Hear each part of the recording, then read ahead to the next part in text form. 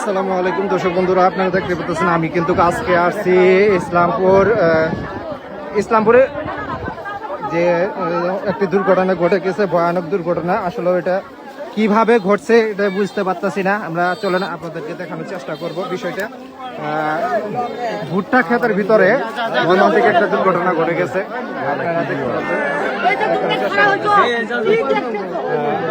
একটা হতাহত ঘটনা ঘটে গেছে, কে বা কারা মেরে গুম করে ফিরে গেছে। আসলে লাস্টটি এই মুহূর্তে এটা আসলে ঘটনা ঘটে গেছে।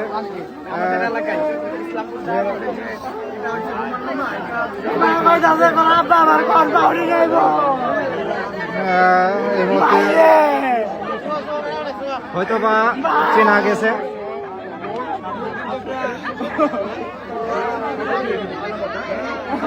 যে কোনো বিষয়টি এখনো খতিয়ে দেখা হচ্ছে আসলে কি কারণে এই ঘটনাটা ঘটে গেল।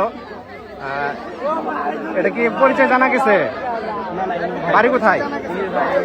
বাড়ি কোথায়?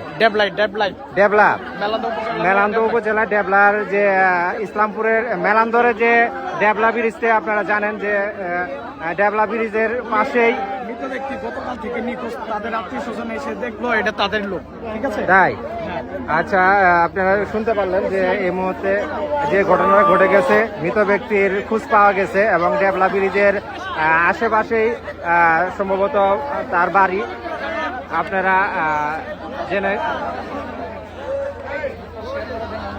ভিডিওটা সবাই শেয়ার করে সবাইকে দেখার সুযোগ করে দেন। এত বড় একটা মর্মান্তিক দুর্ঘটনা ঘটে গেছে, এটা আসলে আশা করা যায় না।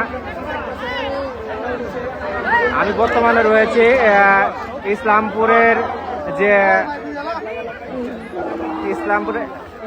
দাদা জায়গাটা না, এর জায়গার নাম কি? গঙ্গাপাড়া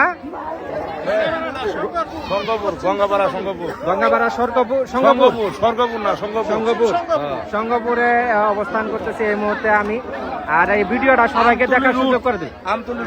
আমতলি রোডের আমতলি রোডের নাওভাঙ্গা রোডে এই যে ঘটনাটি ঘটে গেছে।